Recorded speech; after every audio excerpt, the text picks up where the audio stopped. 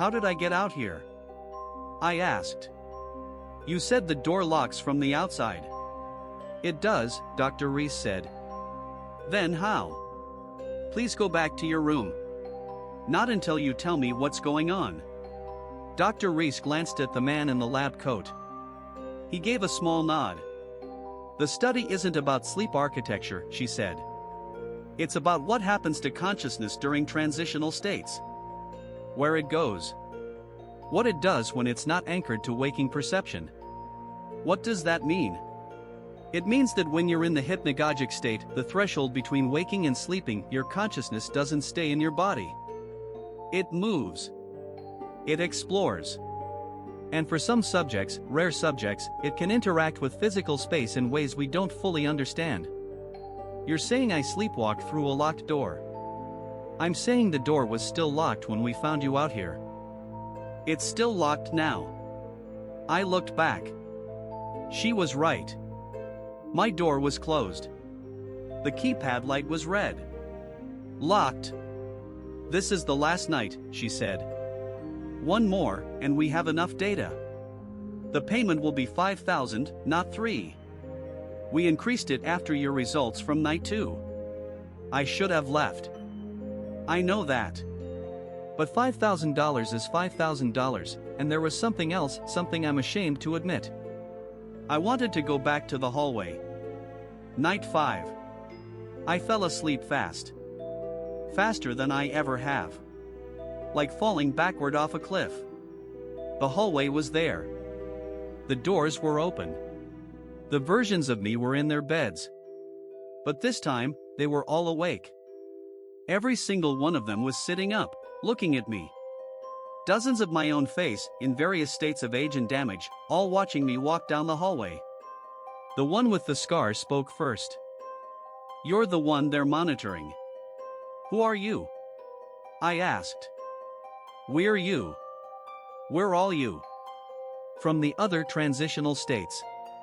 From the places consciousness goes when it unhooks.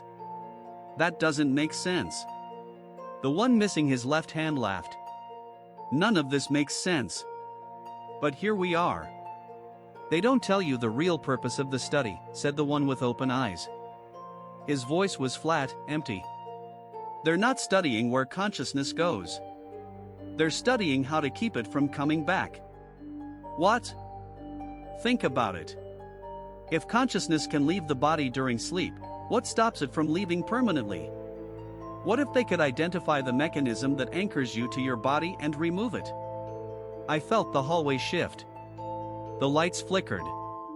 The breathing sound returned, all those lungs in unison, but this time it was slowing down. Getting quieter.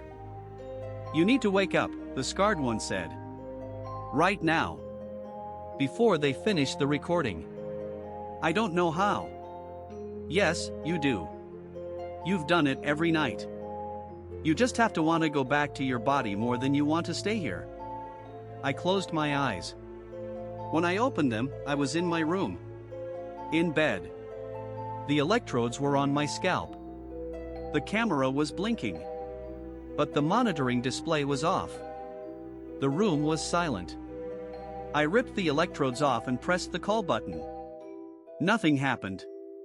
I pressed it again. Nothing. I tried the door. Locked. I banged on it. Dr. Reese. Let me out. Silence. I banged harder. Tried the call button again. Tried my phone, no signal. I was alone in a locked room in an industrial park in the middle of the night, and no one was coming. After 20 minutes, the door clicked open on its own. The hallway was empty. Every door was open. Every room was empty, no beds, no equipment, no monitoring displays. Just bare rooms with white walls. Dr. Reese's office was empty. The lobby was empty. The parking lot was empty except for my car. I drove home at 4 a.m. I didn't stop. I didn't look back. The next morning, I checked my bank account. $5,000 had been deposited from Transitional Research LLC. I Googled the company. No results. The address of the facility pulled up a leasing company that said Suite C had been vacant for 6 months. I went to bed that night in my own apartment, in my own bed, and stared at the ceiling. I could feel the hallway. Not see it, feel it. Like a door in the back of my mind, slightly ajar, with a draft coming through. I closed my eyes. For just a second, I heard breathing. Synchronized with mine. I opened my eyes. I've been sleeping with the lights on ever since. But every morning, I wake up with the lights off. And every morning, the gap between where I fell asleep and where I am when I wake up gets a little wider. Last Tuesday, I fell asleep on the couch. I woke up in the backyard. This morning, I woke up in my car, parked outside an industrial park in Raleigh, in front of a gray door with a keypad. The door was open. Metadata.